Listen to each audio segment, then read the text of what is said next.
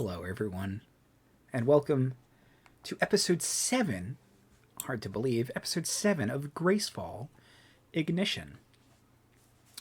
Last time, the explorers of Elsyer went to the iridescent danger glade and did some experimentation and some exploration before angering the quote-unquote King Moss, which was a giant moss monster that looked like a dinosaur with tree trunk legs,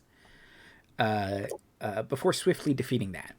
While in the danger glade, Claire and Clangley's batteries were supercharged, and Spicy, Wynne's hedgehog fire elemental fire spirit thing, was also supercharged. And thank you to both Marty and Jay for the continued subscription. 34 months. Almost a year. It's almost 3 of them, even. Yeah, sure. I'm not good at math. Sounds about right. Yeah. I came out 3 years. Jeez.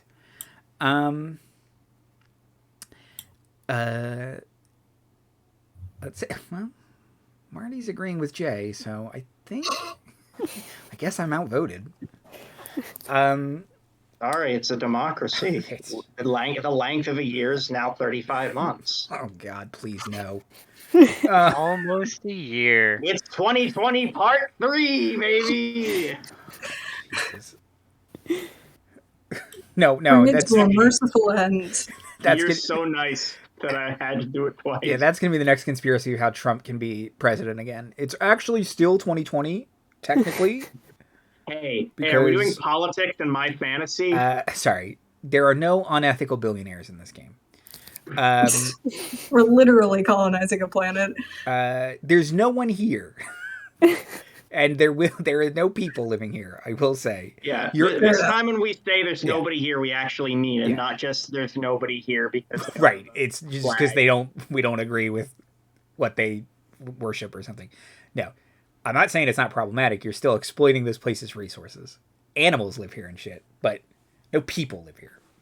Queen Zapsat is the closest thing they have to an authority or sentient creature. Yeah, and only Wynne can understand them. Yes. She rules with a benevolent grace. Everyone else is going to be like, that raccoon can't talk. What do you... No.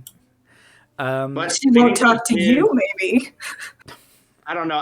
After the whole, studying is eating through your brain, I think she might, if she comes back, speaking Latin or something, I apologize for that, because that might have been on me. She invented Latin. Let's see. No, close that.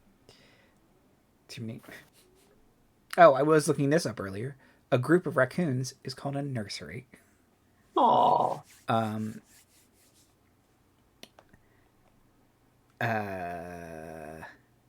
Okay. Close.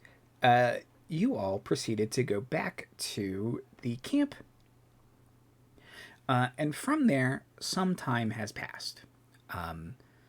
So I'm going to ask all of you. So let me establish a couple things first, and then I'm going to ask all of you what you do in some downtime. The downtime caveat being you're all still employed. You're still working on assigned tasks to some degree, or to a degree. So in this time, the next couple of days, the well is completely built. Structures are going up, even though they're semi-temporary. They're becoming more and more permanent. It's becoming much more like a little town, a little work town than a camp. Yay! Little perimeter fence and such. The tin buildings, metal and wood. And that. So, is there anything anyone would do outside of kind of their 6 to 8 hour workday. Clangley, pardon me. There's now a big like caution tape thing around the iridescent danger glade. So and it says like specifically no organics. Like and like the little with the hazard sign because it always shows the guy getting injured. What it shows is basically like a skeleton catching fire. Okay.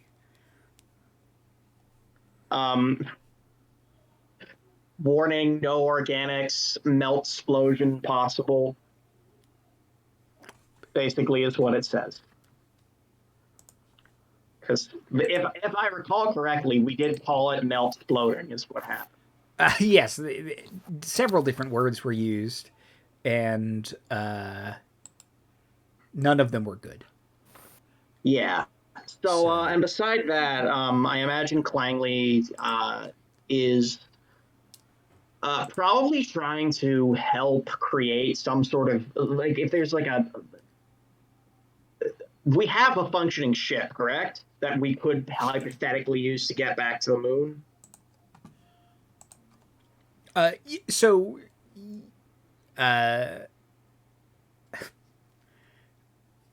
Sorry, Marty said, sign outside the danger glade, interns only. So there are ships that are capable of flight. However, you do not have enough residuum to power them back yet. Have we tried using? Okay, one thing I do want to try is I want to try putting other organic, like a log or something, in the iridescent danger glade. Does that eventually become residuum? Yes. Okay, gonna put that in the fuel tank. Now's a good time to ask Jay, how do drop jammers work?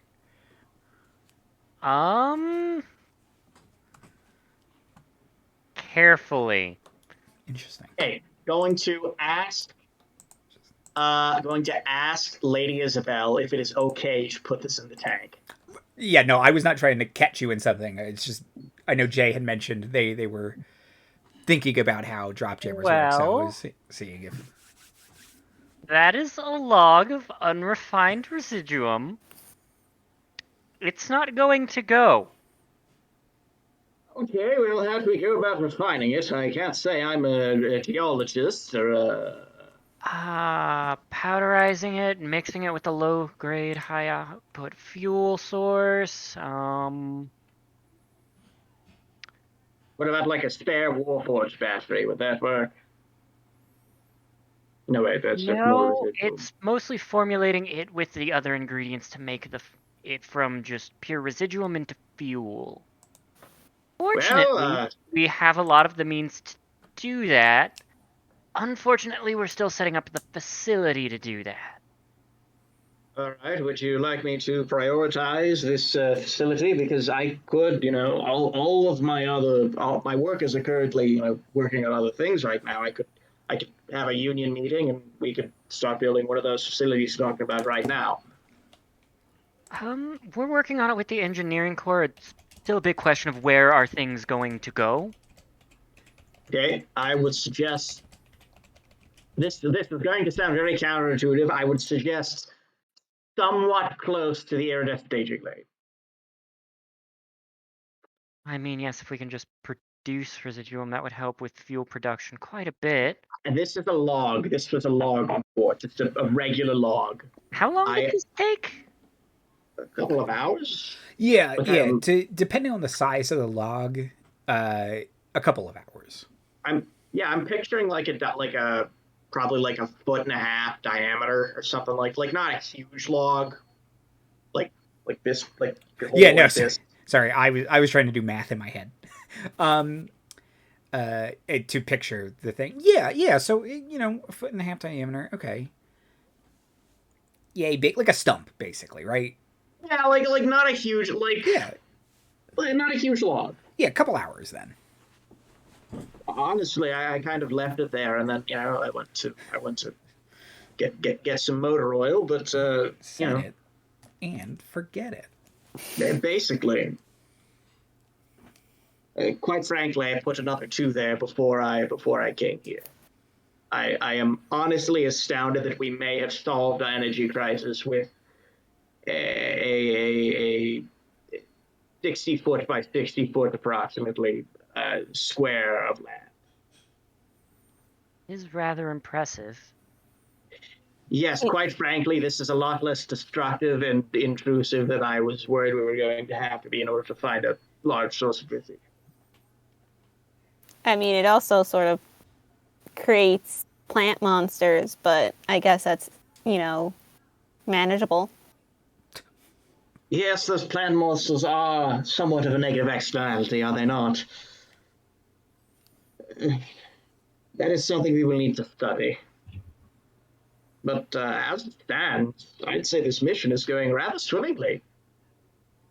Aside from the whole rock attack thing, and also the melting of poor Ms. Redshirt. And all the werewolves. Yeah, you know what? Maybe not the the best. werewolves, the other ship that's sunken half in the swamp. We're I'm trying trying to be optimistic, guys. Host, Miss Redshirt. Okay, so it's I gone think we're up to speed. less good than it could have, but also could have gone worse. Yeah, it's a real medium. Sorry, I had to knock on wood there. Currently sitting at a solid 5 out of 10. That's a passing grade, I think. In Canada, I don't think it's Oh, very. My wife went to Catholic school, and we often argue about what an A is because she has very strict terms for it. Okay.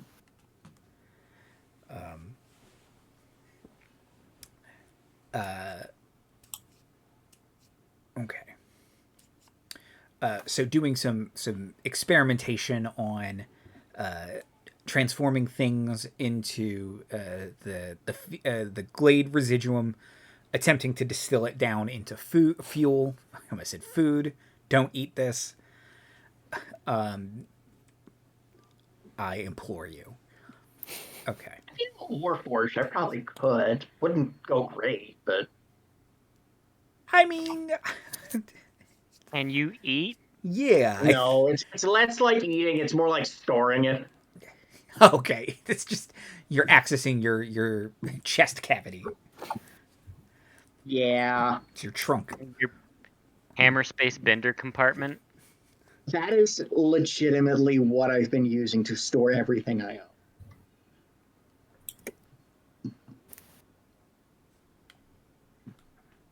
Like his quote unquote suit opens up like a double door type deal, and you see just a bunch of chunks of residuum in there.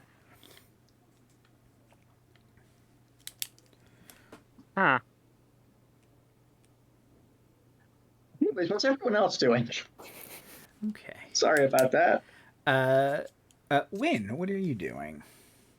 I guess Wynne would be taking more samples. I know, Andy, you gave me a task before leaving. Mm-hmm.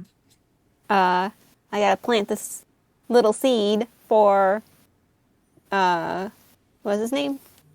Ghost Bark. So Wynne is taking soil samples and trying to find the best spot to plant this little seed. Okay. Give me a survival check. Okie dokie.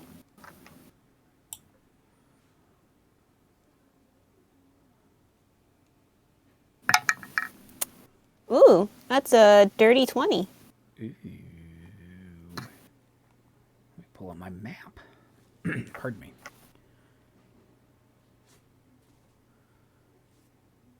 Oh no. I know how Procreate works. How do I get rid of the fog? There we go.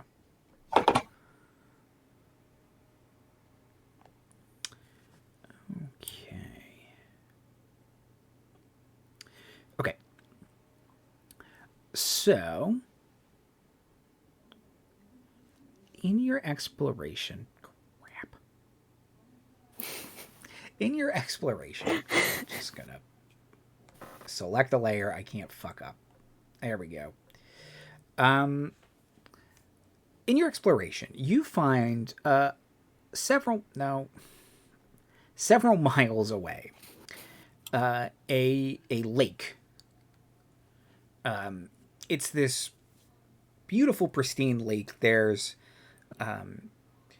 several islands kind of jutting out of the middle, big rocks. You're seeing some new and varied animal life around here. Very large deer-like creatures with antlers that look like they're made of ice. They seem like deer in our world, fairly skittish, and like they don't want to kind of get near you. They seem like prey animals. So You love being in the herbivores. middle of the road for some reason. Just any kind of natural path you find, they're always just staring at you. There are these birds as well that they just kind of, regular sized birds. They're not giant for once. But as they're flying, kind of flitting through the air, it kind of, as they like turn away from you, they almost turn to like bright light and then kind of like teleport short distances and then keep flying. So they kind of keep sparkling in and out of existence, basically. And those are kind of the notable creatures in this part of the forest that you've been exploring, in addition to the lake. But here you're testing your soil, using your testing kit and kind of noting what you've learned through your book and kind of through study back at home. You think near this lake, kind of a couple dozen yards off of the shore, would be the best place to plant the seed. Okay. Then yeah, she's gonna go plant a little treant seed. Okay. You plant it, give it a little water, kind of smooth out the soil, and nothing happens, but you don't know if anything's supposed to happen. They're treants. They probably grow pretty slowly. Yeah, and then I think she would also, I guess, just to make it a little harder in case predators try to like take it. She'll like cast Druidcraft and make the grass grow around it, so that way there's like you don't see like you don't see that the earth's been disturbed or anything. Okay, yeah, perfect. So very quickly the grass reaches a new height right in the spot where you planted the treant. It's a good idea. Is it? Watching like 60 episodes, we're gonna find out it was probably not a good idea. Or it could be like, I actually can't think, this is a trope, but I legitimately cannot think of an example where you like raise the baby monster and it's like a Chekhov's gun situation where it like saves you at the last second. Anyway, so Wynne just planted the big bad evil guy. Yeah. And no one saw her do it. Nope. Cool. She hasn't told anyone she was going to do this.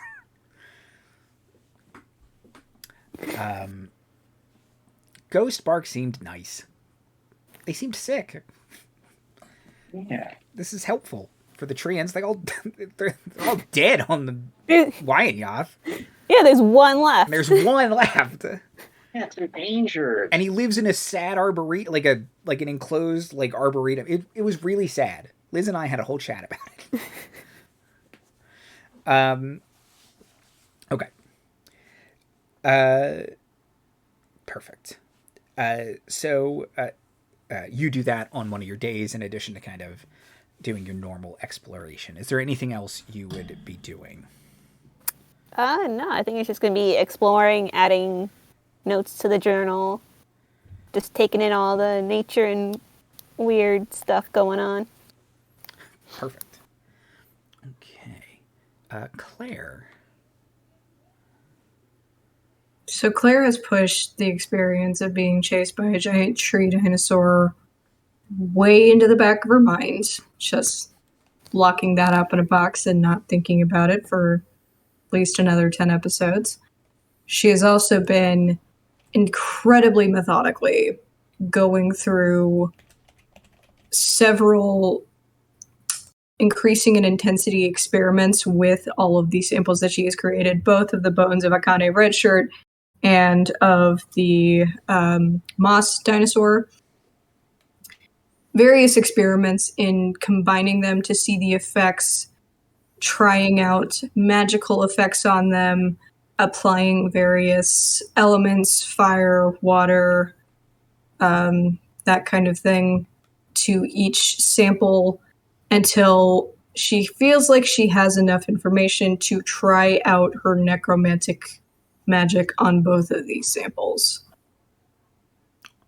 Okay. Yeah. So elemental magic tends to react sort of along the same lines every time. It's whatever you're trying to do is increased. So the fire burns hotter, kind of spreads faster. The cold, instead of kind of temporarily freezing it, will like encase it in ice. Water makes more water. It's wetter, better water. New and improved water.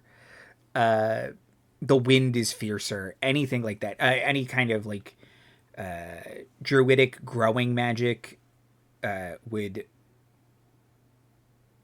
make it grow. I'm making sure that doesn't contradict anything. I don't think it does.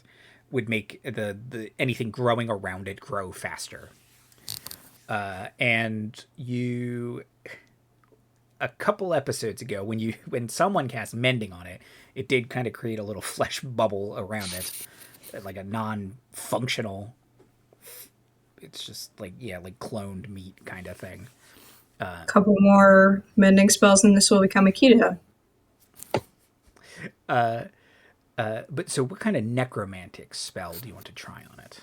So the necromantic spells that Claire has are False Life and Chill Touch.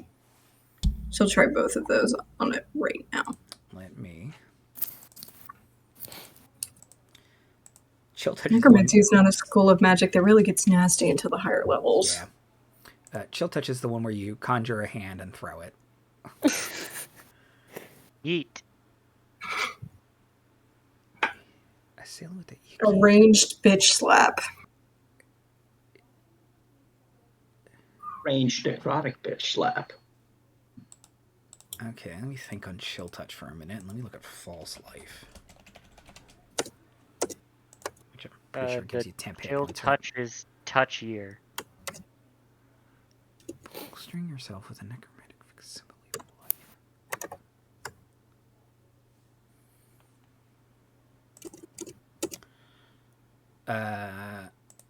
For whatever reason, the material component of False Life is alcohol. I don't know why.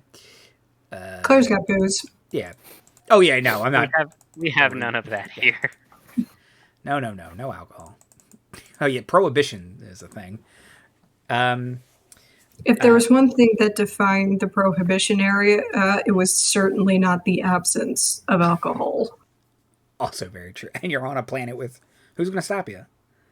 We built a distillery next to the radiation factory. Adds flavor.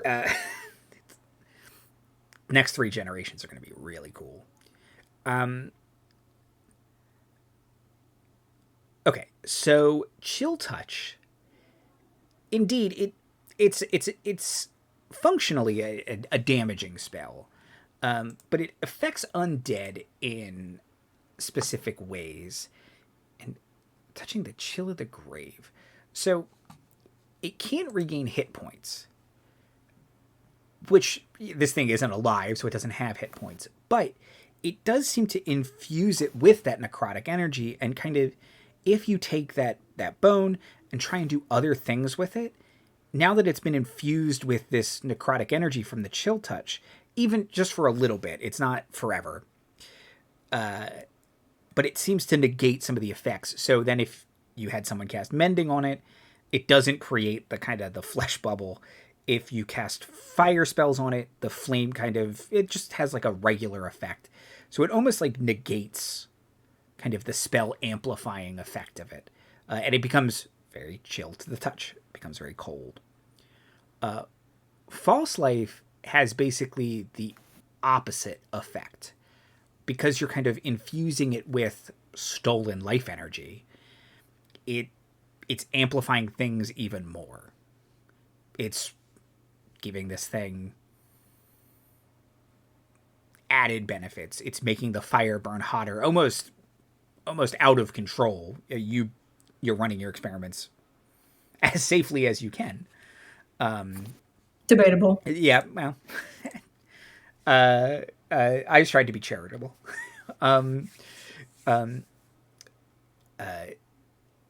As safely as a mad necromancer who built themselves a robot body would.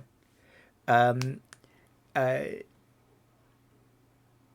yeah, so it the one kind of dampens, the other amplifies in a way where you're like, now you're kind of like, okay, well, clearly necromancy as a school isn't going to have a universal effect like evocation does. It's going to be spell dependent kind of thing. She's also very interested in the fact that she's basically found a way to turn the residuum off, which has a lot of anarchistic implications. Hey, if you're not going to use this residuum for good, then I'm just going to fucking turn it off. No more residuum effects for you. Just flick that switch. She'll definitely want to, study more necromantic spells and the effect that it has on residuum, because necromancy does have a wide range of effects as a magical school, and she wants to figure out what exactly that range is. Do any of these spells have any particular effect on our moss dinosaur friend?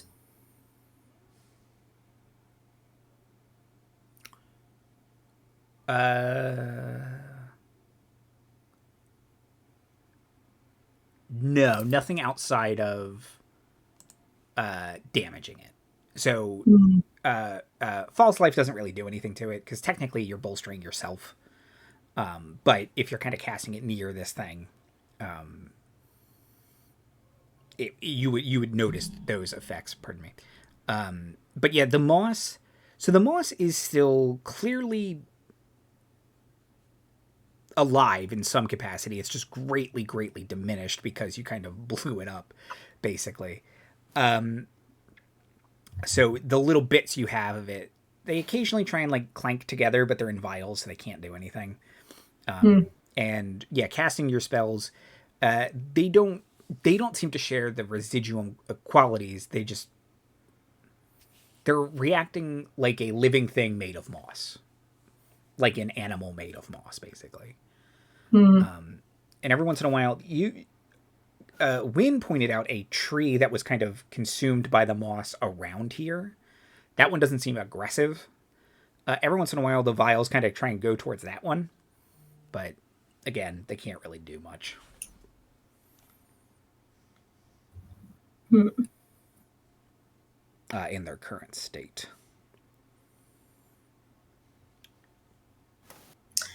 She is also interested in the necromantic decomposing effect that the moss seemed to have on organic matter. So she kind of wants to get her hands on some non-residualized bone. Are there any dead animal carcasses around the camp? Give me a survival check. Okay. She's also going to try to find this out. She's not going to kill anything, but she is going to try to avoid Wynne in finding this. Okay. She's just like, that's probably not in good faith. I got a 19. Okay, yeah. Marty in chat. Real normal questions from Claire. Normalist. Who would have guessed that the necromantic wizard is very good at finding dead things? Yeah, no, almost like it's your job. You indeed find an animal that looks like it was killed, probably by the hermit bear. Why we love you, Claire. It's why we love you, Claire. Kind of in the little creek, the little stream nearby, you find a couple mostly eaten fish, and kind of the bones remain. Or a couple of those sparkle birds that I described earlier as well. And one way, I don't remember what episode it is, one of the really big lightning bugs that Queen Zap Zaps eats. So they don't have bones, they have kind of a carapace, but a different kind of, and that one conducts electricity, which you saw because they have big lightning butts. Yep, she'll gather up all that material and she'll start testing it on the moss to see specifically what it does with organic material that is no longer living. Okay.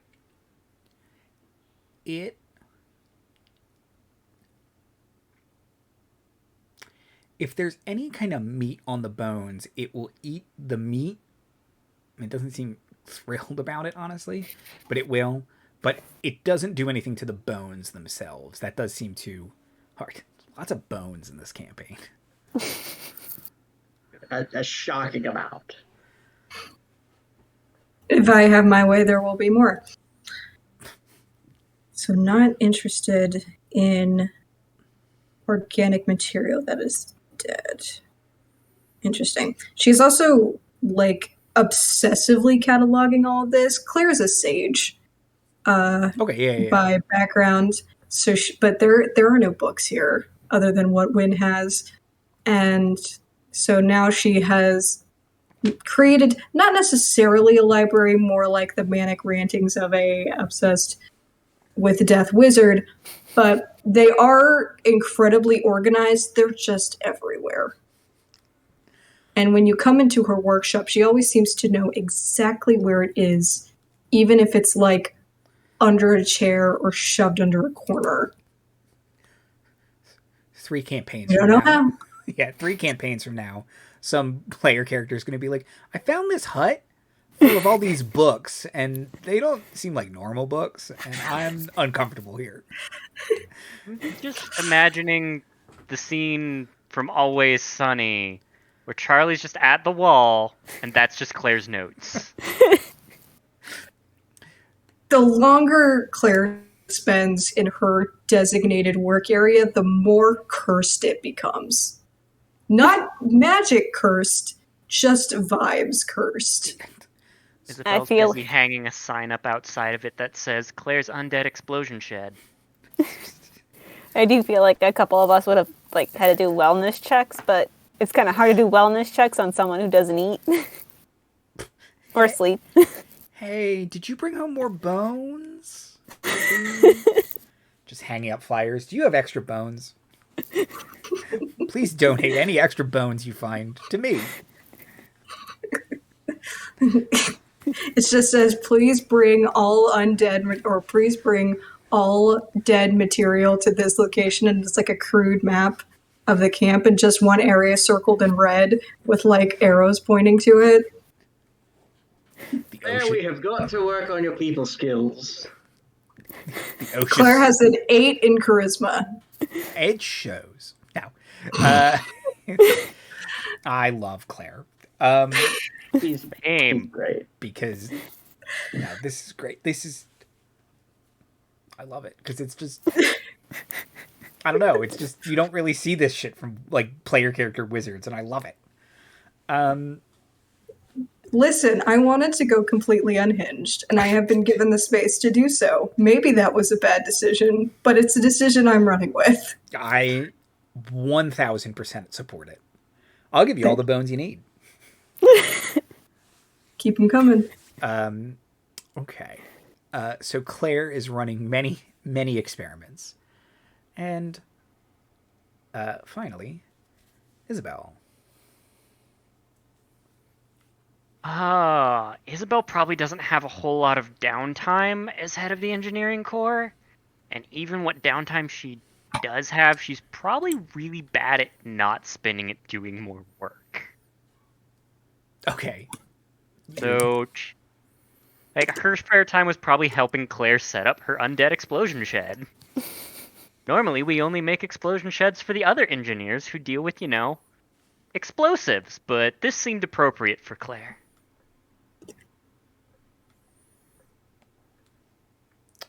Claire is very appreciative, Just and she helping has coordinate the tested other its bomb resistance more than once.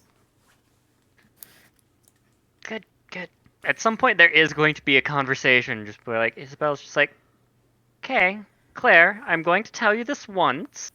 And she reaches out with her prosthetic hand to, it would be pat her on the shoulder, but because Issabel is, like, waist high and Claire is tall, it's going to be, like, the back of the knee.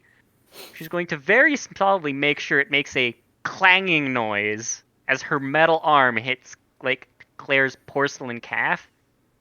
Enthusiasm is best tempered with caution. Clank, clank. Someone call Claire me. has absolutely no idea what you mean by this. Oh dear. She's like, sure. And then she just keeps making notes.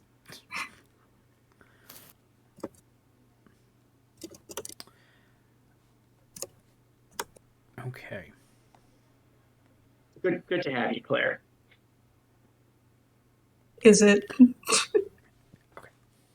It's a joy to have you around. Oh dear, that is a lot of dead things. If we didn't like you, I wouldn't be worried about you.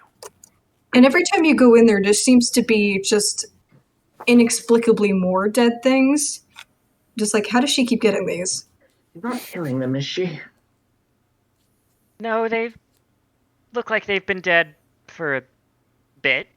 That's the contradicting thing, is that you have seen Claire try to kill things. She's not very good at it.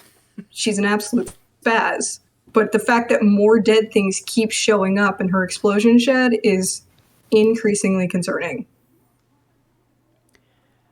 Yes, they're following the signs and bringing all the dead things here.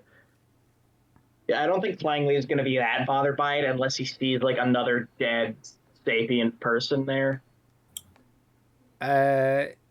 Yeah, no, I mean, as far as I know, the answer's no. As long as we are convinced that Claire is finding dead things and not making dead things. They do look like, it does mostly look like animal killings so far. Mostly there Yeah. is doing a lot of work. Yeah, I think Wynne is able to tell a dead person from a dead animal. So. Oh, for sure, yeah. That's definitely a hand. But, I mean, you haven't seen anything that... You don't know anything about this planet. Maybe things have hands. No. It's just a monster made of I mean, I'm hands. assuming that Queen Zap Zaps has little people hands. She does have little people hands, that's true. Oh, I love her. Not at all concerning. Okay. So that's kind of over a couple days, up to a week actually has passed. And like I said, the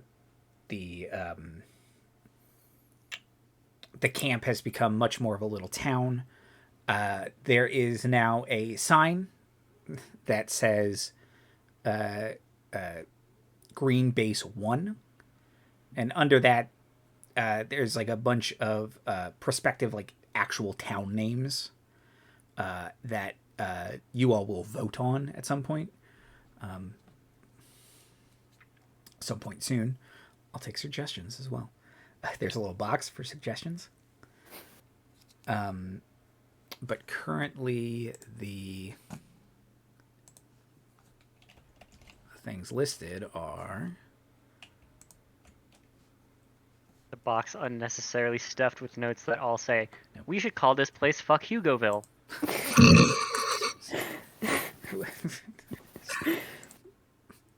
A sign posted under the "Bring me your corpses" is just like, please, whoever is suggesting this is stop. We like it, but we can. It's just You're not quite sure, but someone pinned the ballot "Fuck You, Goville" under that sign. there's a little caricature. For some reason, they didn't like my suggestion of Extraction Colony 001. I thought it was very to the point. It's accurate. He is a Somebody mouthful, though. Not quite Then catchy. saw that suggestion. Sorry, Jay. Someone then saw that suggestion and immediately put in Extraction Colony 069. Yeah. a Someone much followed that nicer with, name. Nice.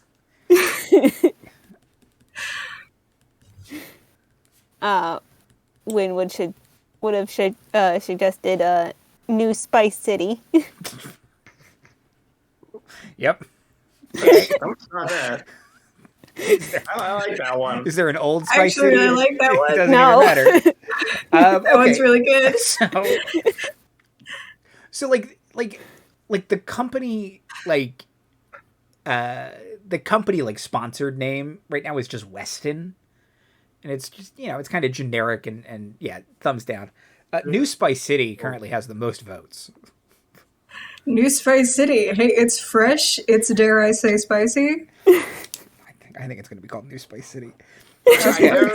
I don't know if it fits what it is now, but once it gets built up, that's a great name.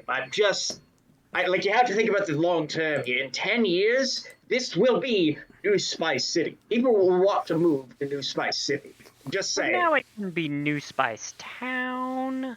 Or Spiceville. I think the New Spice City has a certain amount of irony to it, considering right now it's like a death shack, a couple of bunks.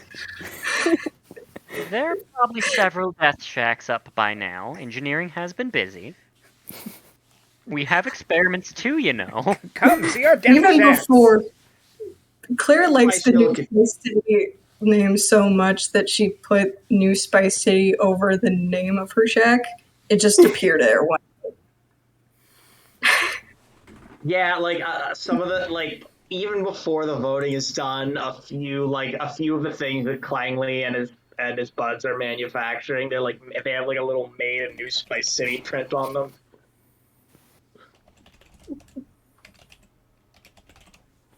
It's honestly, the decision's already been made at this point. The vote is just a formality.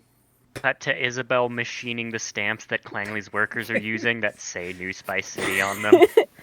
No, exactly. We've already decided. It's a great name. Thank you so much. No problem. I was inspired by there is a neighborhood in New York called Hell's Kitchen, and back in the 90s they sort of have a gentrified name for it, but no one ever calls it that. If I ever go down to that part of the city, all the signs I ever see for it is just Hell's Kitchen. Yeah, what's Hell's Kitchen's a much better name. What's the gentrified Where's name? Daredevil's from? It's like Clinton or something like that. I don't even know. Yeah. Okay. Oh. It makes it. No, it's Hell's Kitchen. It's where Daredevil's from. Exactly. Yeah. Delicious. And it's cool sounding. I like New Spice City. But New Spice City's great. Okay. It's just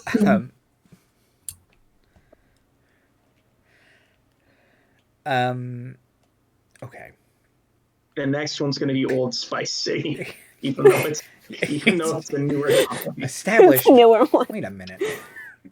and then the one immediately after that is Newer Spicier City. Worry about There it. you go. New Spice, New New Spice City. New Spice City 2. Spice Electric City 2, Boogaloo. Spice City Boogaloo. Marty said. Spice City 3, this time it's Spicinal. Yeah, Grand Theft Auto 3, Spice City. Marty said the gentrified name is Hex Kitchen. Oh. Okay, so man, New Spice City. That's just living in my head now, and I can't. I had things to say, and I'm just. It Nope. There's a reason we all like New this. Spice Cities must flow. You derailed this entire episode with 3 words. Episode Well, 8's called New They're Spice City. good I have to remember words. that. Okay. Focus. It's just so good. At the end of the week, a drop jammer appears on the horizon, and this is you all knew this was coming. It is the first, basically, resupply ship. It has a pilot and a co-pilot. No other really relief staff. It's just full of supplies and mail. So Kayla Crawford, Commander Crawford, Clangley sends you and the Warforged to unload it, and specifically Clangley asks you to deliver the mail that is in there. Oh boy. Clangley takes off his like stovepipe hat and puts on like a mailman hat. By the way, There you go. I like it. Oh, I was imagining little like rubber hose style cartoon depictions of Spicy. well, like our national animal is going to be a hedgehog. Like it has to be. Does this planet have hedgehogs? No, don't care. Oh, who cares? Raccoon then. Goes out. No, yeah. I mean, it's got spicy. It has hedgehog. Hedgehog. One hedgehog. Technically, Yeah, no, he's a fire elemental, but We have hedgehog. Don't care. We have Hedgehog Day where if Spicy doesn't set anything on fire, there are 6 points of winner. okay. Yeah. So Clangley, you are asked to deliver the mail. All right. He's going to go. First of all, is there anything for Clangley? There is something for Clangley. Oh, you know what? He's going to wait until he's delivered everybody else's mail to check it. But Okay. He is going to remove it from the pile and put it in his vendor compartment. Okay. Sorry. I was like, there are letters for other PCs, and I couldn't remember what one of them was. I remember now. Okay. In addition, there are letters for all 3 of the. There are letters for all 4 PCs. He's going to go like door to door. Like he's not gonna. I mean, to the extent there are doors, I imagine there's like Yeah. little shacks and such now. Yeah. It's there are now. Oh, there's one. There it is. That was quite a while. Yeah. Oh, we got a good stretch of time from that one.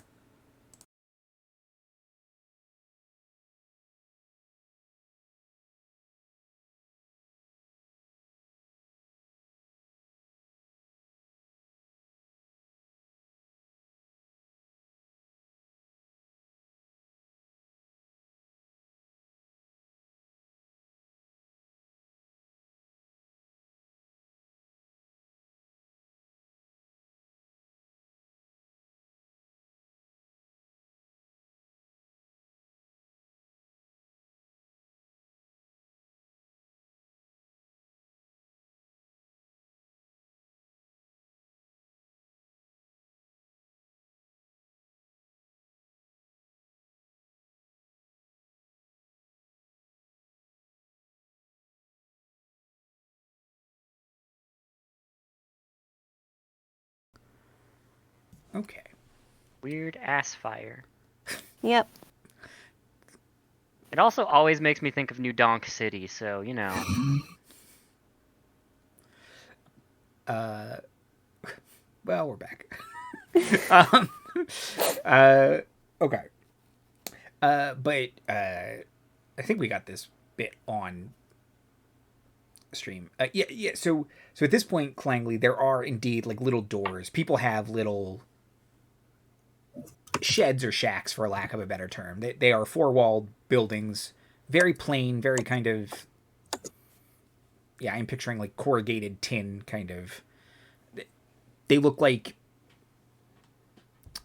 company towns from like oil or mining facilities in various parts of the world. So going door to door, like Kayla Crawford has like a big stack of mail. Most of the engineers get a little something. other Warforged get some things. But is there any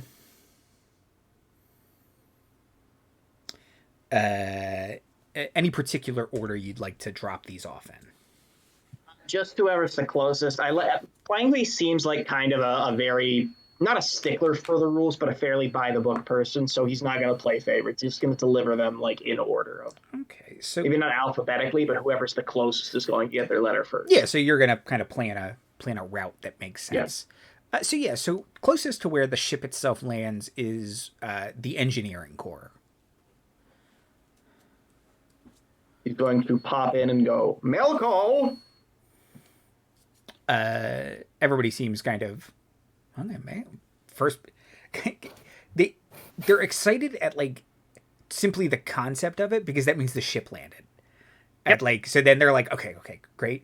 Like, we're going to go talk to pilots. We're going to have to run some so it's like half of them just kind of walk out. Oh, right. Okay, I'll just leave it here. It's all addressed to the engineering department. So,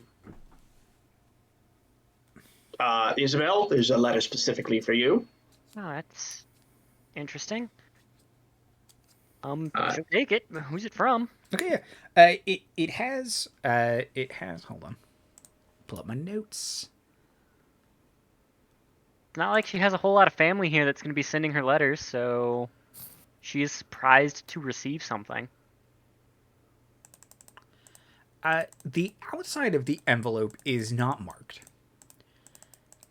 But if you open it, it is on marked stationery of the Markov Syndicate. And they're basically like a news firm. They're a media conglomerate, basically. And it's asking you if you would be so kind as to answer some questions and send them back on the next ship. And it's basically like it's sort of asking you like very fluffy questions about like how the space program works, kind of thing. So it's like it wants like pop culture science kind of thing. It's like, for the interest of readers. And it's like, how does your ship work? And it's not really asking you to like describe how your ship works. It basically wants like, it runs on a kind of fuel that we can only make, blah, blah, blah. Like, does that make sense? Like, I hope I'm describing it right. Yeah. It wants 4th grade answers.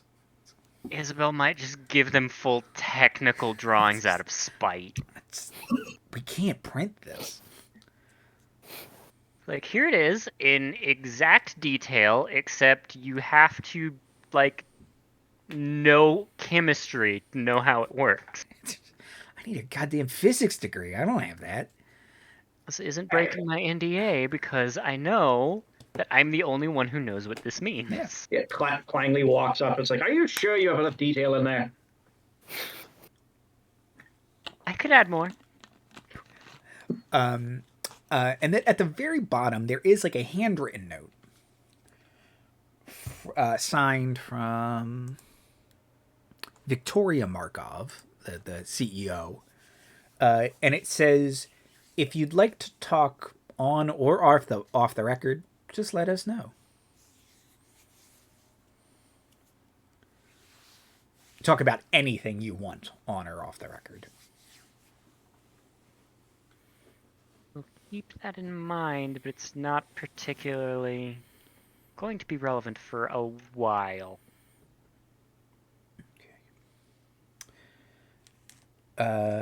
Okay. From there, Clangley, Claire's little shack is nearby the engineering tent. Which ironically at this point I do still picture as they have not formalized their walls yet. It is just an ever-growing series of tents. Like, you know, those like really big like party tent kind of like circus tents almost. But it's just kind of keeps growing and getting more tense. Sorry, this is the Warforged encampment, or that was the engineering core. Oh, okay. No, the Warforged are in they're in they have Hubris count. they have the Warforged have Incredibly space bunks. efficient. Yeah, they have bunks that they can. They're because they don't. You all don't sleep, but you still have to enter sentry mode. They give you a little cube of space, and you can get a cot or a chair, or if you don't want any, if you just want a desk. Literally the same as Futurama, where all the robots live in cloths. Yes. Oh, that's amazing! I love that.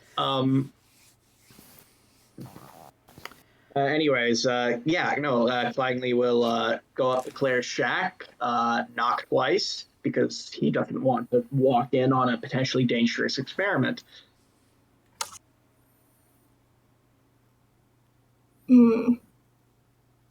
Hello? Sorry, my Discord froze. Oh no. Oh no. Yeah, I can't see anything. Hang on. No, it's not like the usual crashing where it's like, oh, and it'll just restart itself. No, it's frozen on one screen and I can't see anything. Okay. Hold, please. It is appropriate though, because before you said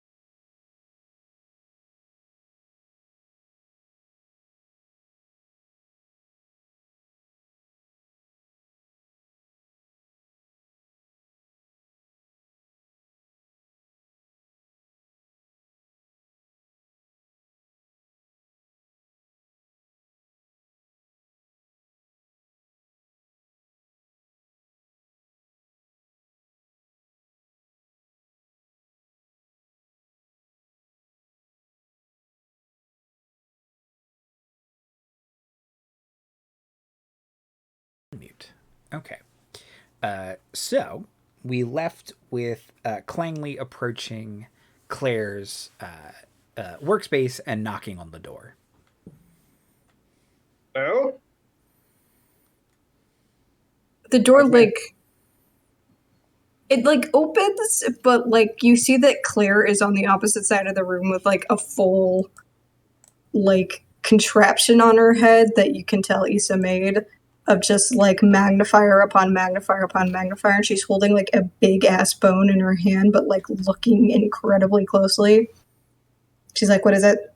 How's my favorite necromancer doing? Doing well? Are you getting outside at all? I think you've been in here for about 12 days. What day is it? I tell her the current day. 14 days. And she goes back to looking. Well, you have a letter. The ship has arrived. The first supply ship, actually. Kind of a big deal, but I don't imagine you'll be needing much. You have all the bones you need right here. Did they bring any shards? Shards of what exactly? The Yeah. magic spell shards. Yeah, and Clangley would know. She's referring to the limited time use magic crystals. Mm-hmm. And yes, there were several cases of shards. Yes, they brought a couple of cases. I imagine they're not the higher level ones, but certainly useful. I'll have to put in a request for certain ones, but I'll go through those later. And then she just kind of phases back into staring you have no idea what she's looking at, but she's staring incredibly closely. Okay, Clangley's curiosity is going to get the best of him. He is going to look over Claire's shoulder and see what she is doing. It's she's carving the tiniest runes into the bone. Clangley's going to just slowly walk backwards and then leave. There is a reason we built Claire's shed as one of the first most permanent structures. Did not expect to, but we found it wise. Yeah, just giant glasses that make her eyes just huge and buggy and just. And the worst part is that she technically doesn't really have eyes. They're kind of just pits with like a purple glow in them. So like when you walked in and her head turned, it was just like giant orbs. Yeah, I mean, God, it's the Mothman. Finally, just as the one giant eye that's like. It's like truly something out of a horror film, Yeah. what she's created here. So, What does her letter say? You see, she puts the bone down, she picks the letter up, and like 3 different magnifiers go out of the way, but like 2 of them still remain, and she opens it up and she like holds it out here. So it is a letter. Once again, it doesn't have a return address, but inside it's not signed by anyone either. And it says, Claire, it has come to our attention that you have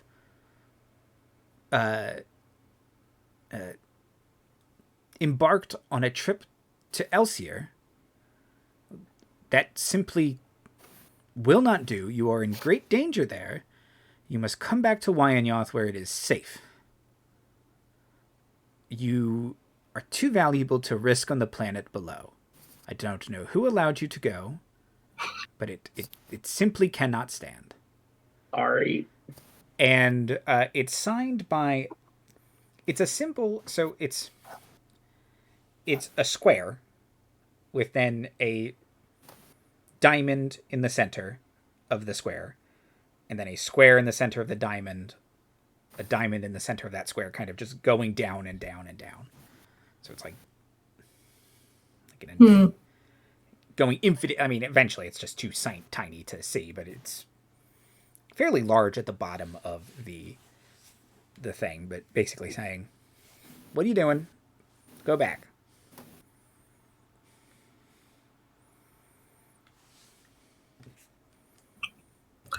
Claire has a reaction to this that is not the exact wording, but has the spirit of, this sign can't stop me because I can't read. Okay.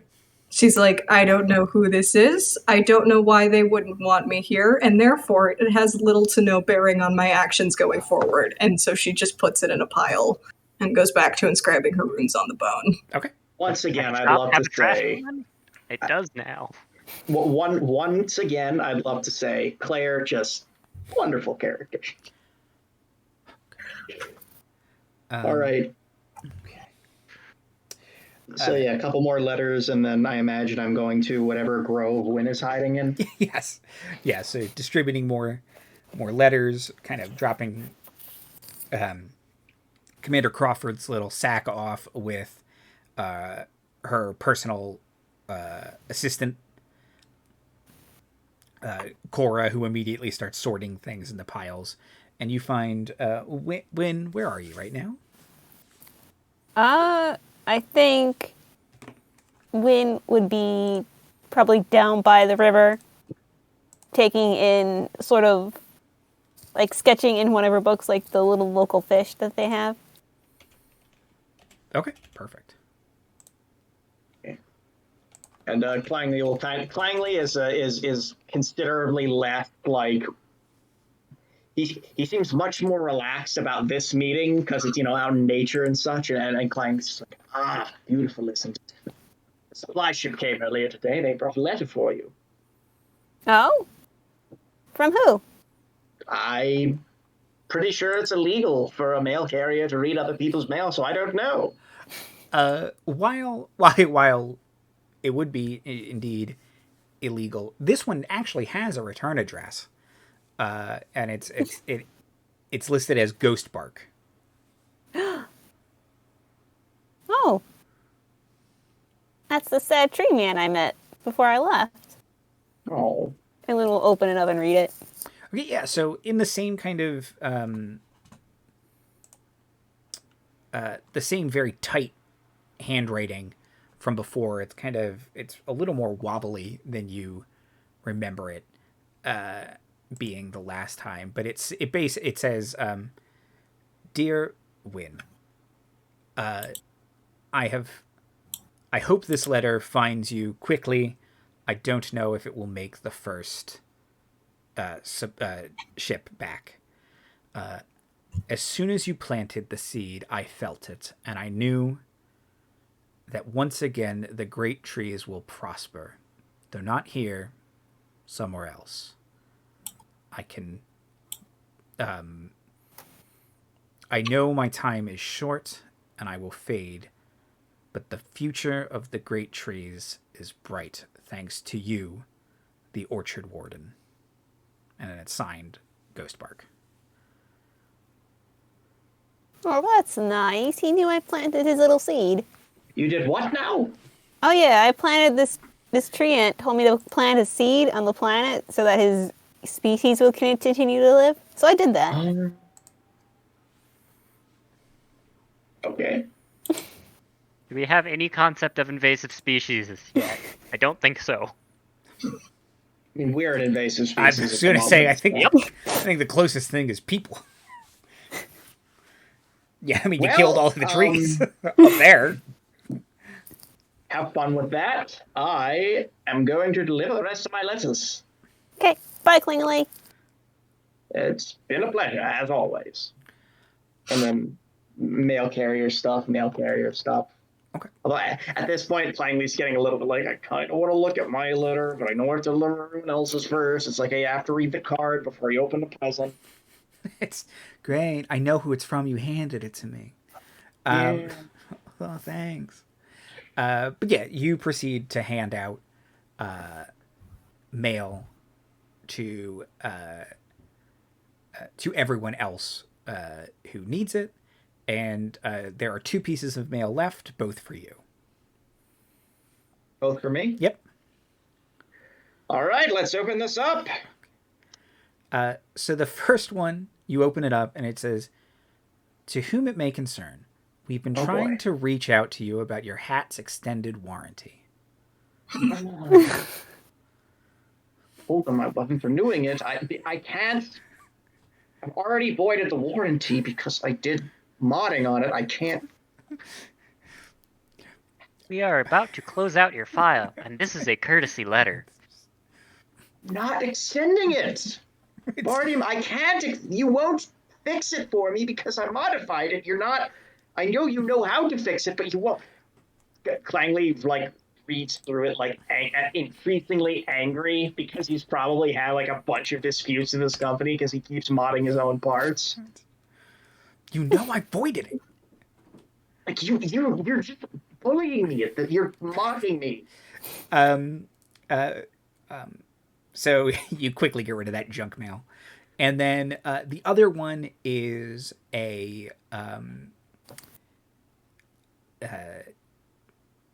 newsletter. Jesus. A newsletter from the Union. Okay. And it's kind of listing... it has information about... none of it's necessarily stuff you don't know, but it's kind of useful for you to have. It lists all of the Warforged who are currently on planet. It lists their positions in the Union. You can find your name on there as a sector captain kind of thing. And a bunch of stuff, and it has breakdowns. Remember, you get a 15-minute break every 2 hours or every 3 hours or whatever. And then Warforged tips don't forget, you really need to charge your battery. I know you don't have to sleep, but don't forget to charge it. Set it and forget it. But yeah, so it's a new newsletter for you all down here, and hopefully it will continue to come and provide new updates. And it does say if you have information you'd like to share with the newsletter, and then it gives an address, although it's we don't know when the ship will be coming back. I'm assuming all the other Warforged also got a copy of this newsletter. Many of them actually Claire notwithstanding, because she was brought here by accident.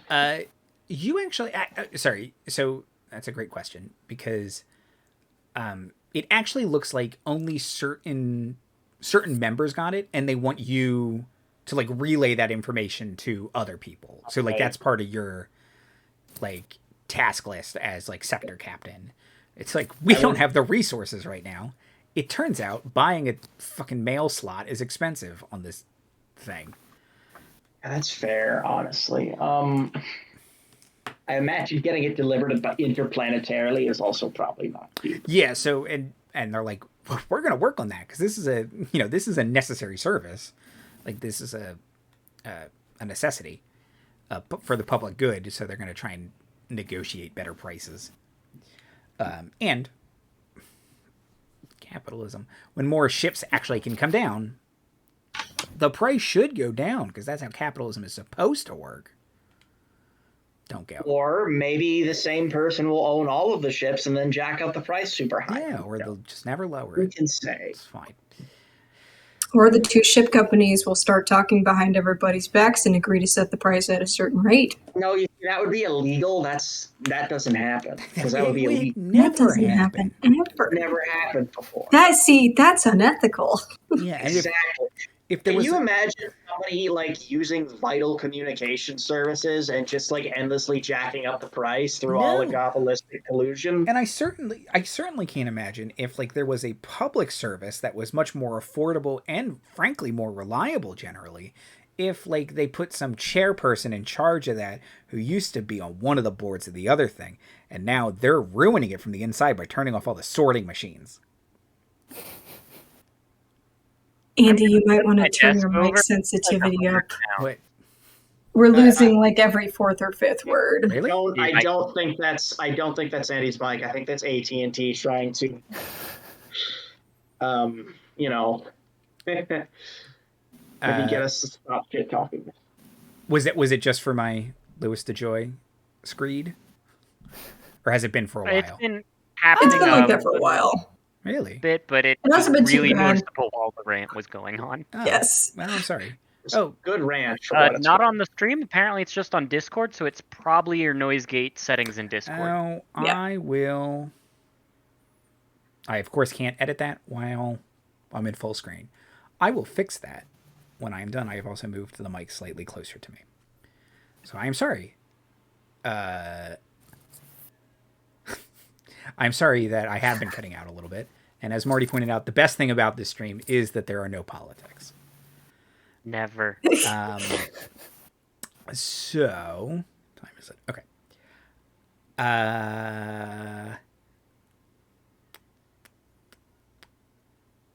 That's so okay. So that was the mail call. That was the mail part of the episode.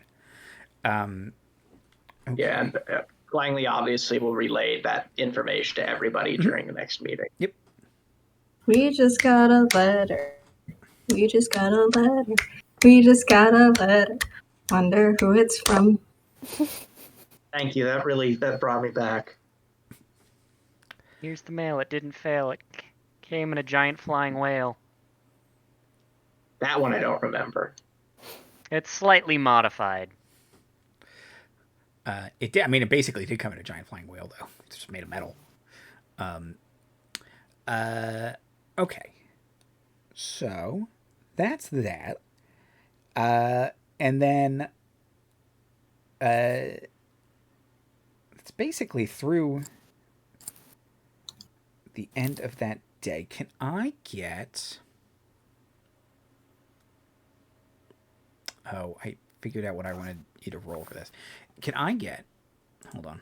Let me look at the campaign real fast, because it's not a regular skill roll I'm going to ask for. So I'm going to look at everyone's character sheet real quick. Look at the campaign Bible that you wrote. So, can I get...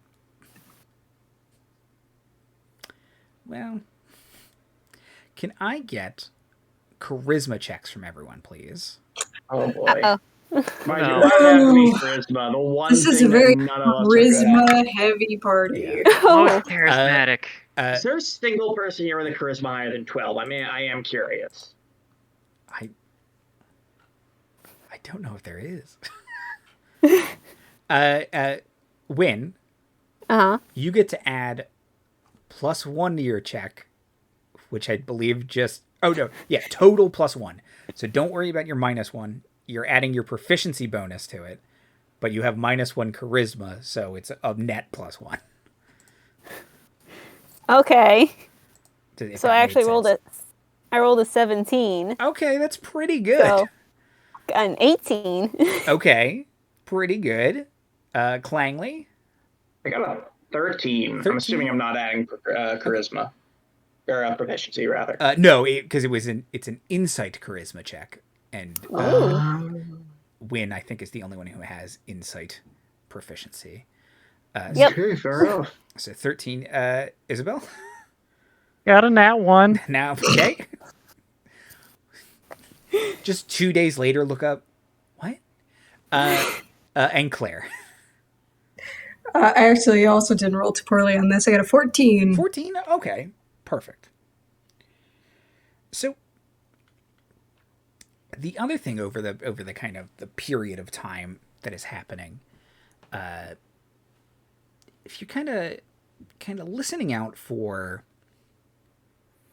just general chatter, some kind of rumors, you do hear, and everyone but Issabel basically, and this actually kind of makes sense if she's kind of just in the engineering tent. This isn't really chatter that's happening in there, but every once in a while, walking by, you can hear. It seems like after hours, some of the Warforged are going to hang out in the iridescent danger glade. Like they sneak off and then come back later, spending an hour or two in there. So that sounds kind of fun. I imagine Clangley would probably at some point just decide to go with them. Marty said doing whippets out back of the Circle K. Yeah, I mean, yeah, it's a narc on them. No, you don't have to narc on them, but it's definitely that vibe. Like it's like that they're teenagers doing something wrong, and that it's kind of giving them a buzz, like literally.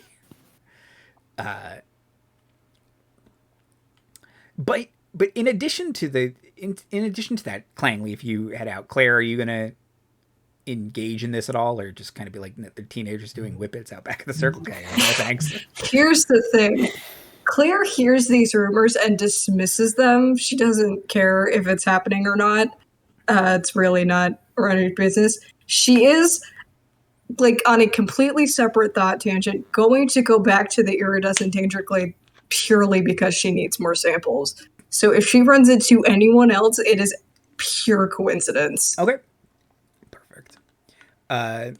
So, okay. I'm going to roll to see how much of a coincidence it is. And Wynne, do you do anything with that information, or you're not going to narc on it? I mean, I guess she definitely noticed it, but it's like they're off hours. They're all presumably adults. Like, yeah, and their time. It allegedly doesn't hurt them. Okay, I don't think adulthood really exists for Warforged. Yeah, how would we conceptualize the idea of a minor? Yeah, like, Clangley is 20, and he's, like, one of the oldest models of Warforged. Whenever something shatters your innocence. Yeah, because there is that like would be the moment of Claire's birth. Wow, for her, yeah, for The sure. way that we and Andy discussed this is that for, like, the first little while, when a Warforged is, like, learning how to, like, be a person, it's not like they're a child. It's they're basically like an actual like automaton. And during that period, that initial period, they kind of just amble around doing menial work for their parent company. Yeah, there's which like in this case is very literally parent company. Yeah, there's like a daily naivete Futurama. almost. Yeah, like it's like that they just literally don't know how the world works, so they could be taken advantage of in that state because they don't know how anything works, so they're just going to believe whatever you tell them. So the company basically schools, like they go through schooling, the school of hard knocks. Okay. Yeah, no, and it doesn't take that long because they basically functionally have adult brains. Yeah, They're yeah. just born really dumb. Okay. So, Brain empty, no thoughts. Basically, they have to put them in there. so I rolled a check, and Claire happens to kind of pass by Clangley as he's also heading out. And You here to do whippets with us? What's really funny is that she is carrying like an over-the-shoulder sack that is like clinking suspiciously. It is not alcohol or whippets. It is sample containers. Hello. She's kind of like deer in the headlights you for a second, and she's like, I ran out. I didn't say anything if you didn't say anything.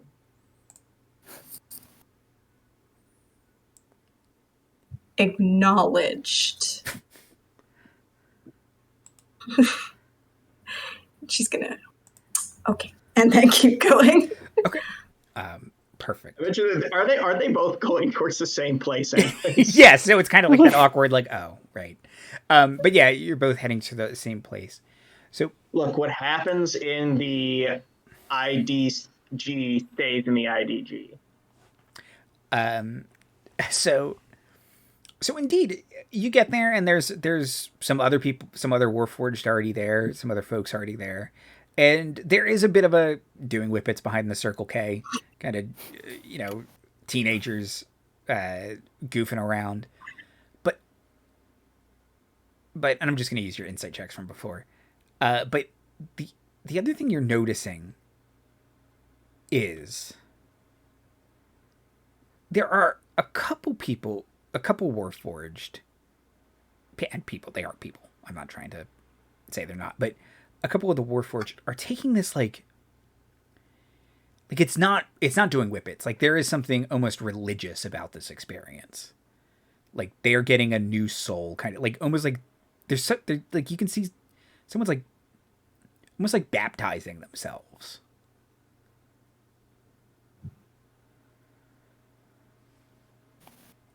Robot cult. Robot cult. It's a real religion if enough people believe in it. Just For like some a reason, real this cult. makes Claire like deeply uncomfortable. She's just like, the vibe here is incredibly bad, and it's Say that out ironic. loud.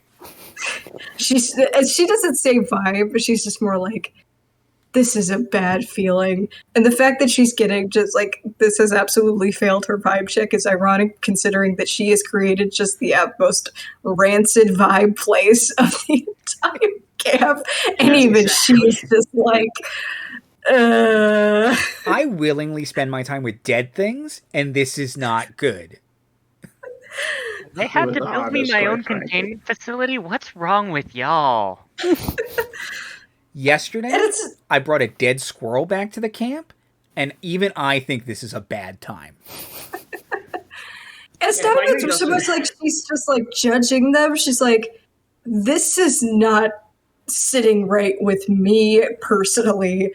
And as socially inept as she is, she kind of recognizes this, like, if y'all want to do this, that's fine, but keep me 10,000 feet away from it. Yeah, Clank is just like Walk to a different God. part of the glade. But yeah, Clangley. Clank honestly seems like mostly unperturbed, but slightly curious is how I would describe it. He actually, if he sees someone who's like kind of into it but not super into it, he'll ask, "Excuse me, my good automaton, what is happening here?"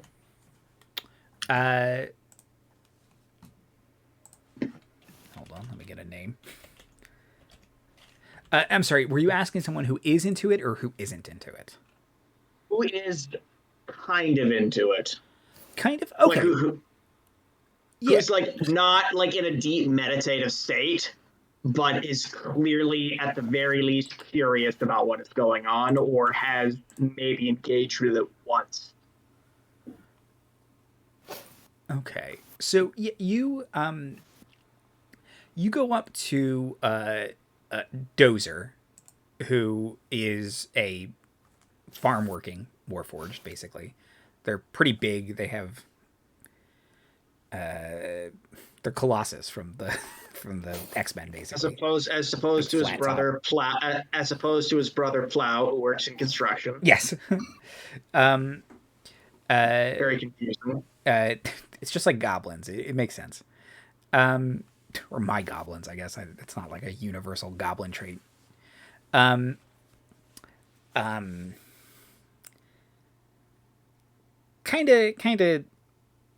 of nods, and he's like, "Yeah, man. I mean, it feels good. Some people take it really seriously. They come here a lot, like every night." That's has it had any significant effects on them? Have you noticed? I admit I've been moving around so much and haven't enough time to have an extended conversation with many people, but they say it washes away your past and it's a fresh start. I just think I feel pretty good afterwards, like real jazzed. Well, It's cleansing is the word they use a lot. At the sorry. Too much of a good thing and all that. Take care of yourself, Doja. Where is Plow exactly? Kind of looks around. They have four eyes, basically. Kind of two, and the top set kind of like focuses like binoculars, and they kind of look around, and they're like, oh, over there. They're by that stump. Is Plow praying? Yeah, kind of. Those are looks, and kind of shakes his head, and yeah, Plow is meditating. It looks like kind of very deep in thought. Eyes are, the lights behind her eyes are shut off. Okay. How's Claire doing? At the washes away your past comment, you just hear like there was a slight low groaning coming from her that just slightly increased in volume.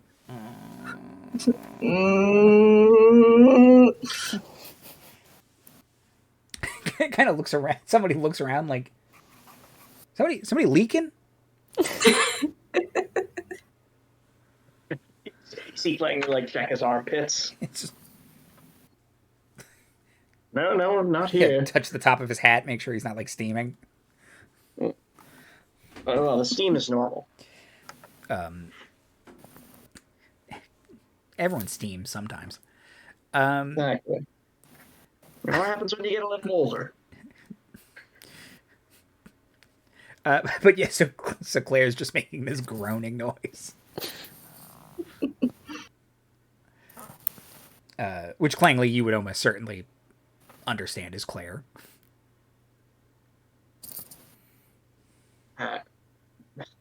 Clangley is going to kind of look to Plow and then look back to Claire. And then he's going to walk over to Claire and kind of tap her on the back and say, That's me. Oh. Just your buddy Clangley. The groaning resumes, but at a slightly lower volume. Okay. I'm glad to know how you feel about me, but... It is absolutely not a response to you. Clangley... Clangley will say, is everything all right? You seem, I don't want to say uncomfortable so much as grotesquely uncomfortable. Everything is fine. Everything is just fine. Are you sweating? We don't sweat. How are you doing that? You see she actually kind of has like a physical reaction to this, like, right. No. No, I am not. Huh. Anyway. And she's just like goes back to like scraping something off a tree into a little vial. It's like it's just such intense concentration that you think that if she had any more ounce of strength in her little porcelain hand, she would actually kind of shatter the instrument she's holding. Clangley will put a hand on Claire's shoulder and say, Claire, if there's something wrong, I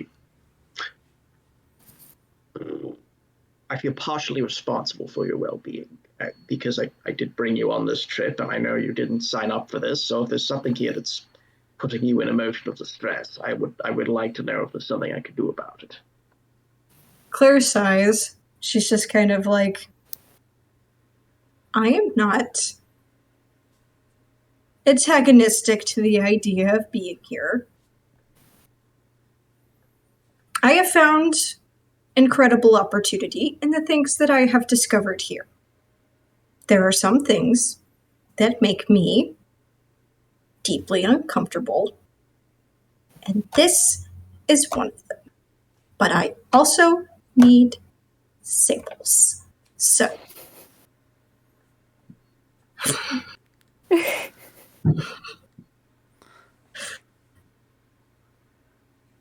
you know, for someone made out of porcelain, you have a very tough exterior. Very, very hard to see what's going on in there. And then Clangley's just going to walk away and go figure out what everyone else is up to with this meditation stuff. you also see that, like, once she has filled up the little vials, she, like, places them, and, like, you can see in her little bag that she's already gotten quite a bit, and then she just legs it. Just gone. Well, Claire-shaped dust cloud in the iridescent danger glade.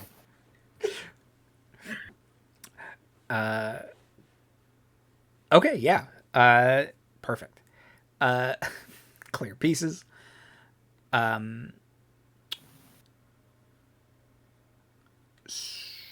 So. Yeah. So Clangley goes up to plow. What's up, bud? Ow. How do you do, fellow Warforged? I mean, yeah.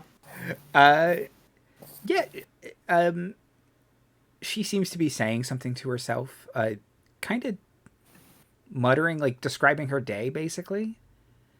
And then her eyes power back on, and she says, "Oh, hello, Clangley.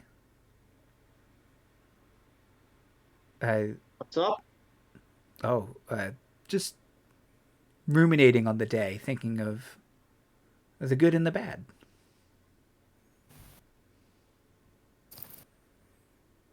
I've noticed quite a few individuals meditating in this glade. I am curious as to what's going on. She says, "I know some people feel energized by this place, and certainly that is an effect that affects us. But it's more than that. It's cleansing is the only word for it. I feel new every day I come here. It's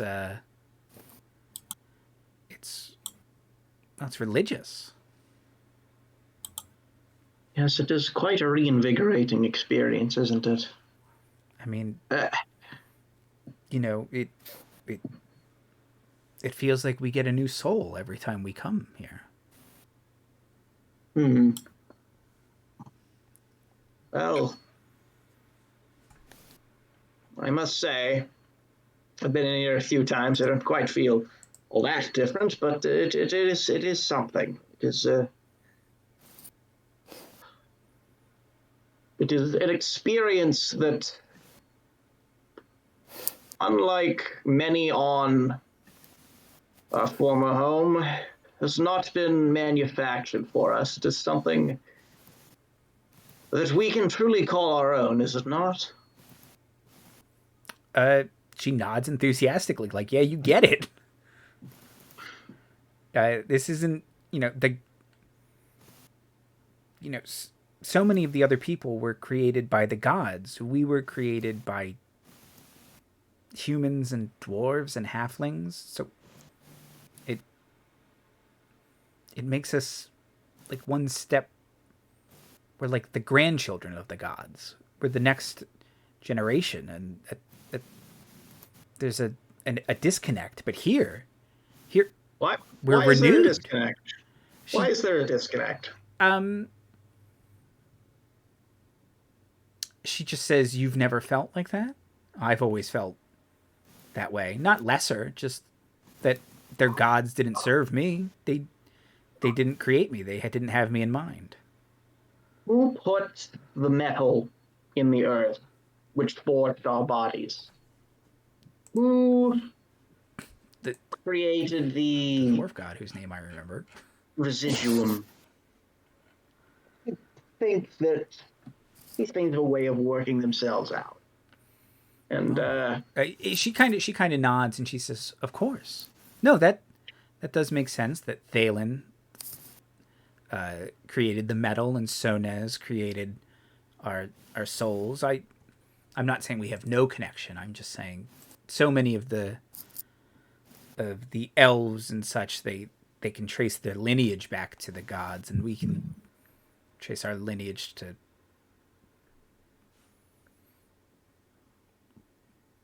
people. She's just like, you get the feeling like, and I'm trying to think of a nice way to say this. But yet, like,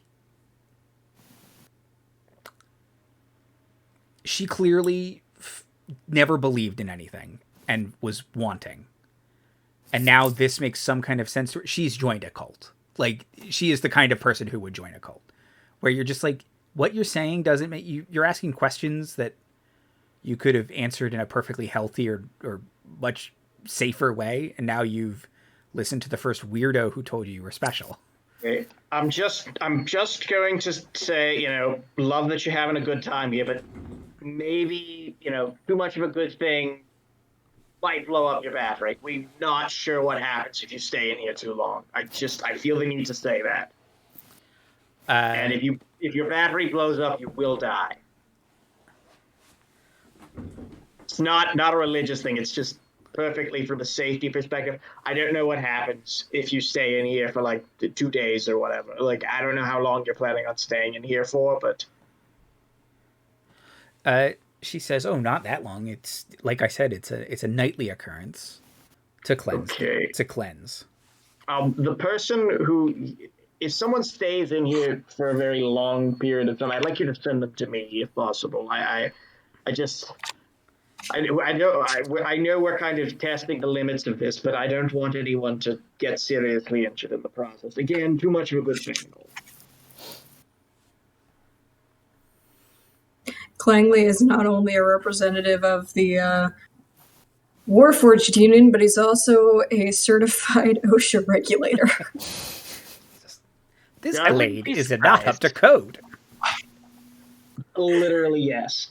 I'm sorry about your cult experience, but he would if he was at the, like, he doesn't have any issue with the cult. It's just like, guys, come on, we don't know what's going to happen if you stay in here for too long. It's just, take it easy, don't go crazy. This iridescent Daedric needs clear, visible signage.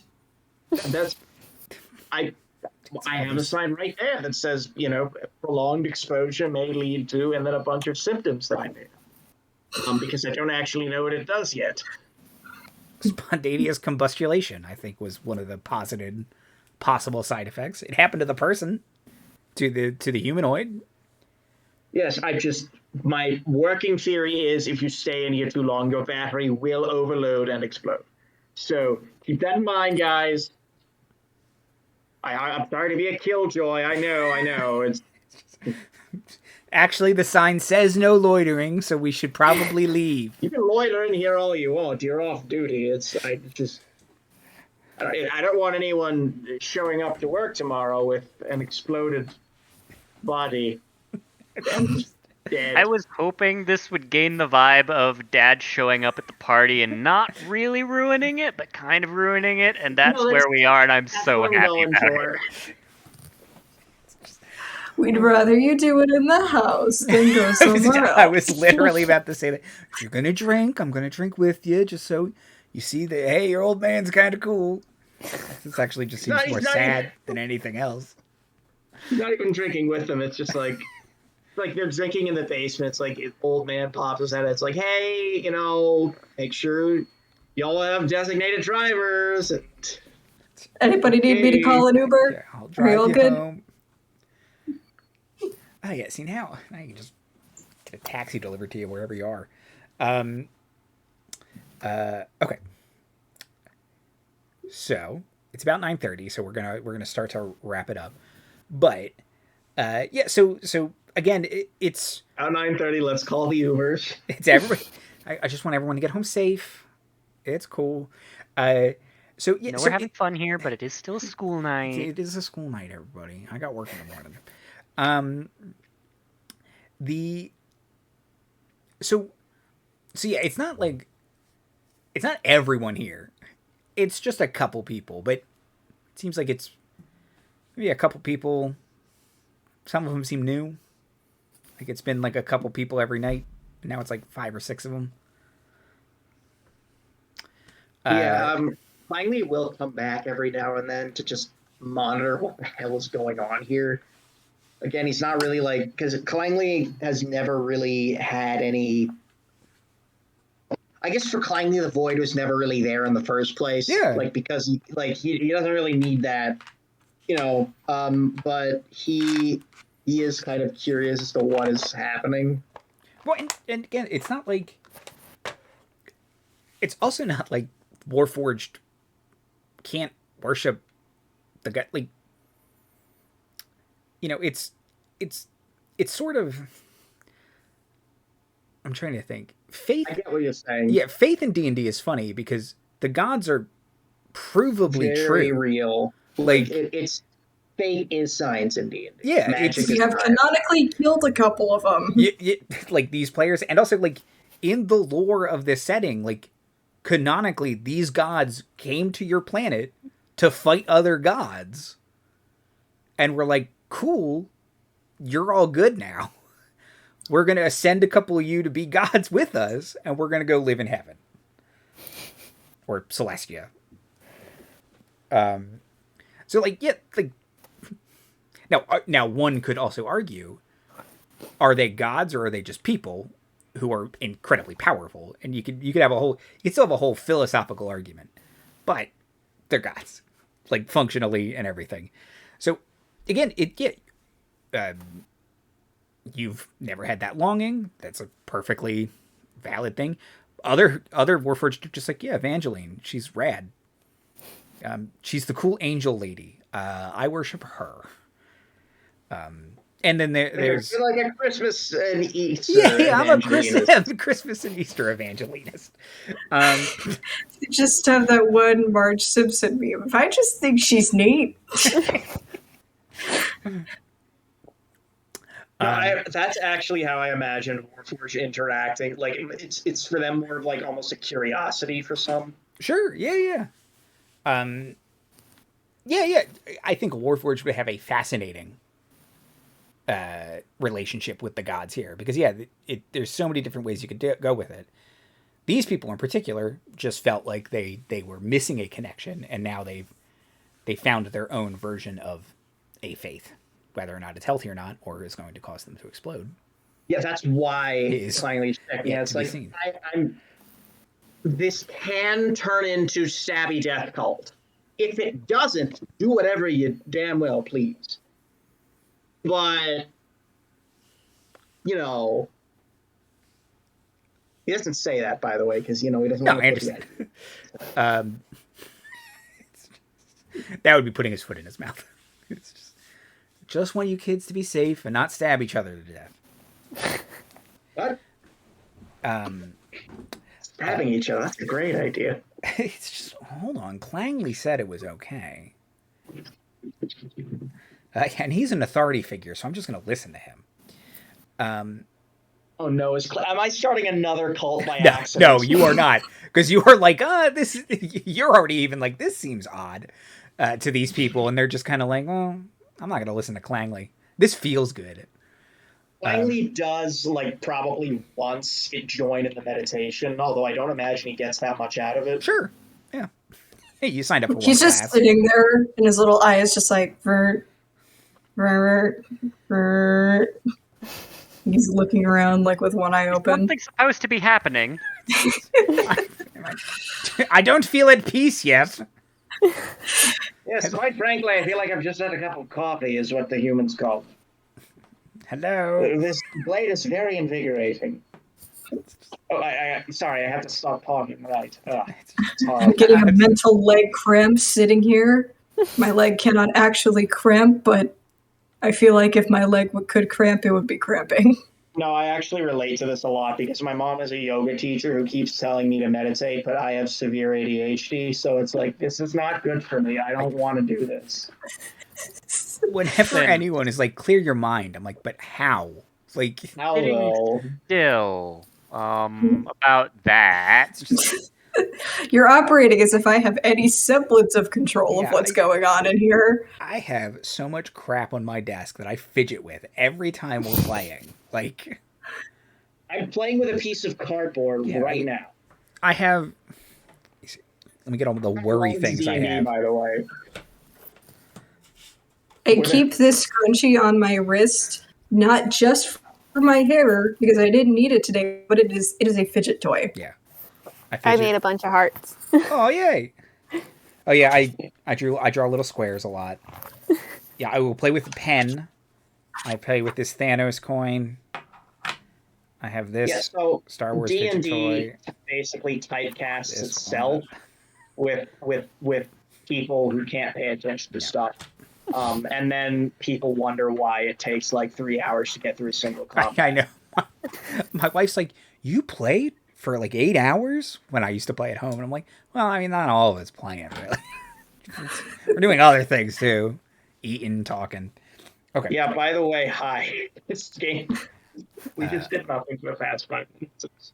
Brief tangent. I do have a video of a D&D game that I hosted of the 3 people I was playing with, just going on an absolute rant about camp for like 15 minutes. It's just what happens sometimes. Had nothing to do with the game we were playing, but that's the tangent they went, and hey, it was entertaining. So yeah, Clangley will join the meditation once. I'm imagining he doesn't. There's no like religion check I need to roll or anything. Yeah, I mean, if you don't think Clangley gets anything out of it, then he doesn't get anything out of it. I mean, I think that is wholly up to you. He'll try to see what they are getting from it. I don't know if he specifically gets things from it. Okay, yeah, I think he certainly sees that they feel sincerely that they are getting some sort of cleansing feeling out of this, and it is doing nothing to put your mind at ease or anything like that. It's not unpleasant. Okay. It's just you don't get what they're getting out of it. It's like a placebo in a way. Yeah. Oh, religion? No. Let's not. We've already started in on politics. We can't. What? We haven't said anything political. Name one political thing we have ever said. And I would like almost a year of doing this. 34 months is 1 year. No, and I will make clear. Faith is personal. Whatever you believe, as long as you are not believing in something that is hateful, that's awesome, and I'm glad that you found something that gives you comfort and makes sense in this, frankly, terrible world. So anything that lets you do that, and hopefully, again, is a positive thing in the world, I'm all for. I do want to say that. Back to D&D. Back to D&D, where, again, faith is fascinating in Dungeons & Dragons. I love it. Clerics are my favorite class. That's why you fight God all the time, because I think it's fascinating. Anyway, that's what Clangley gets out of it, and we're about to wrap this up. So is there any other questions before we indeed wrap this up? And we can always continue these questions next time. Yes, Andy. Can you explain the Syrian civil war? Lower at it. Just cover all our bases. You know what? We really are out of time. So, ooh, that's our time, folks. that's Sorry. actually all we got. So, I can't explain. Make it it. behind the cameras. We gotta go. Yeah, it's just... They're flashing the wrap it up sign at us, so like they're gonna kick the music on soon. I will read a Wikipedia article about it and not understand it and go, I don't know, it's complicated. Like an American. It's just, I'll give up halfway through and see a more interesting Wikipedia article and be like, hold on. I could read about a fictional thing that's not as sad. Well, I'm probably going to do that. Anyway, we're usually more focused than this, but that's okay. Sometimes this is what happens. Like I said, this is what happens in D&D sometimes, and that's okay, everybody. That's what makes it good. As long as everyone's having fun, that's all that matters. Anyways, I'm Dan. Would you like to plug or outro anything, Dan? I'm sorry, I've preempted it at this point because I'm always the first person in the order because it's the easiest to edit the overlays. Be nice to each other, play D&D with your friends, and please wash your hands. You still got to do that, guys. Then I know it's been like a year and a half. We're still kind of in the shit. A little get vaccinated. I don't know. I'm tired. Aren't we all? Liz. Hi, I'm Liz. I feel like I sort of contributed to the unfocusing bit at the end since I made up a city name that took me like 0.1 seconds to think of. But we love it. So I apologize. It's so good. You have nothing to apologize for, Liz. That was the best part.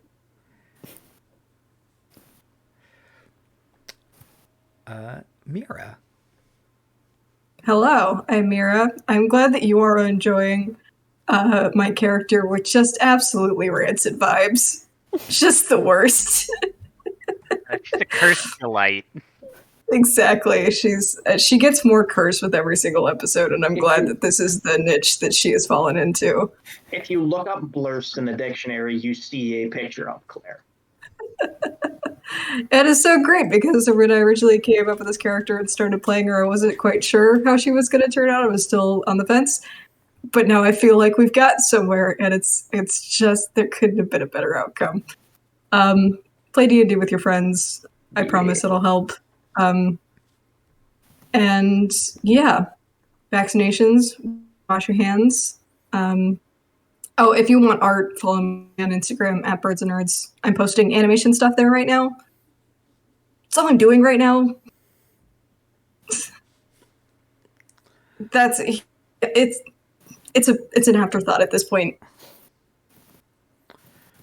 And Jay.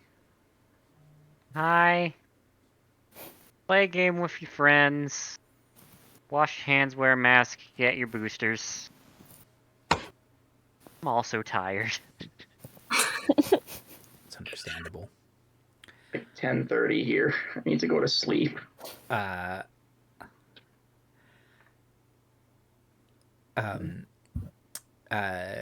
just got my booster last week. So do that if you can, if you're qualified. Wear a mask, wash your hands. As everyone said, be kind to each other. Play some games with your friends. It really does make everything better, even if just for a little bit. Next week is Star Chasers. Yeah, because... Yay! Yes, Star Chasers. Nothing on Monday. But in December, there will probably be another werewolf and maybe a Martha and the Mandos. We'll see how our normal break lines up. because we usually take a little bit of time off at the end of the year. And Dragon Lords is coming back, I promise. So we're working out a date, but we're getting close. I think that's it. Have fun with your friends. D&D doesn't have to be serious, but it also can be serious. And sometimes you make a cult by accident, and that's okay. Sometimes you make a cult on intention. Yeah. It's I the definitely third did this time one on it's Tinder. happened with this group. Yeah, I did this one on purpose, I though. hate to be that guy. Like, I feel as though I have like a talent for this at this point. You certainly That have a is penchant always for you, it. isn't it? I will say I didn't mean it for it to be like it was just supposed to be there. It's not supposed. I'm not blaming anyone. Tarbeck maybe formed a cult. That also wasn't his fault. Too, actually. Yeah, you had at least one heresy and an occult, I think. Me and pick right god. Yes. All hail the Firebeard. If there's only one person, is that a cult? Yes. Okay. If you believe hard enough, anything can be a cult. Put that on my tombstone. Also, I feel like he at least got all his sheep into it, so like... Oh, well, that's fair. He has a literal flock. Anyway, Exactly. bye. Have a good night, everybody. Slumam High Priest. Slumam Pope. Slumam Pope.